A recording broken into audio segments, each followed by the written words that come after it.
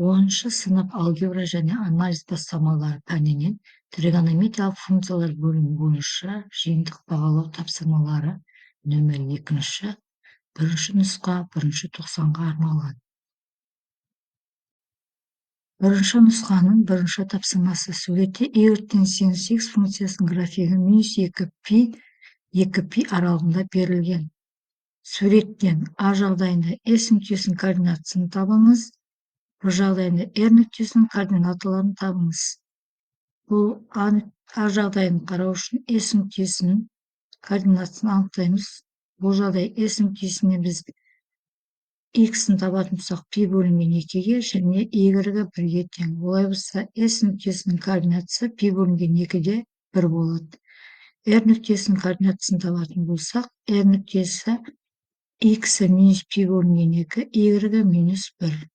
Олай болса, R нүктесінің координатасы минус π бөлінген 2, минус 1. Екінші тапсырмада y-тен 1 қосылған косинус 2x функциясы берілген.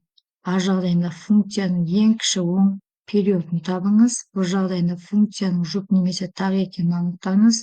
С жағдайында функцияның графигін салыңыз. Бұл жағдайда жауаптарын жазатын болсақ, біз А жағдайына тоқталамыз. Функцияның ең кіші оң периодын табамыз.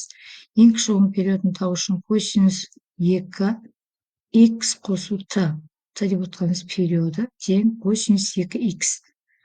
Олай болса, 2t тең 2πn-ға.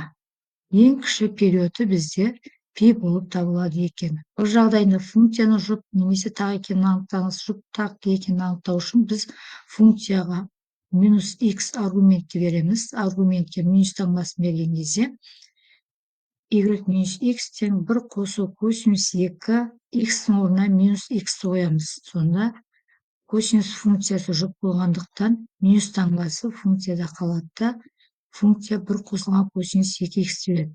Олай болса, бастапқы функциямыз шықты. Біздің функциямыз жұп функция болып табылады.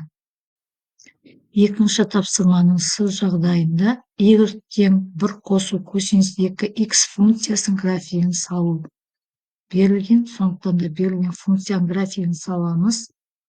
Минус π мен π аралығында. Бұл жерде біздің функциямыздың ең жоғары нүктесі y тең 2-ге, ең кіші нүктесі y тең 0-ге тең. Үшінші тапсырмада өрнектің мәнін есептеңіз. А жағдайында 2 арк косинус түбірас 3 бөлінген 2 қосылған арк тангенс минус 1 қосылған арк косинус түбірас 2 бөлінген 2. Б жағдайында косинус шақшаңшының 2 арк синус 2-ден 1.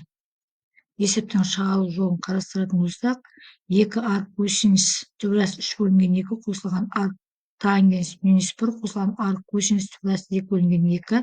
Бұл жерде 2 деген санды жазып аламыз және арк косинус түбірас 3 бөлінген 2-де косинустың мәнін қарай отырып, ол π бөлінген 6-ға тең. Сонда 2 көбейту π бөлінген 6 минус арк тангенс тақ функция болғандықтан минус таңбасы алдынан шығып кетеді. Сонда арк тангенс 1-де π бөлінген 4-ке тең. Арк косинус түбірас 2 бөлінген 2, косинус түбірас 2 бөлінген 2-де π бөлінген 4-ке тең. Осы жерде минус π бөлінген 4 пен плюс π бөлінген 4-тің қосындысы бізге 0-ді береді. 2 мен 6 қысқарады да π бөлінген 3 шығады.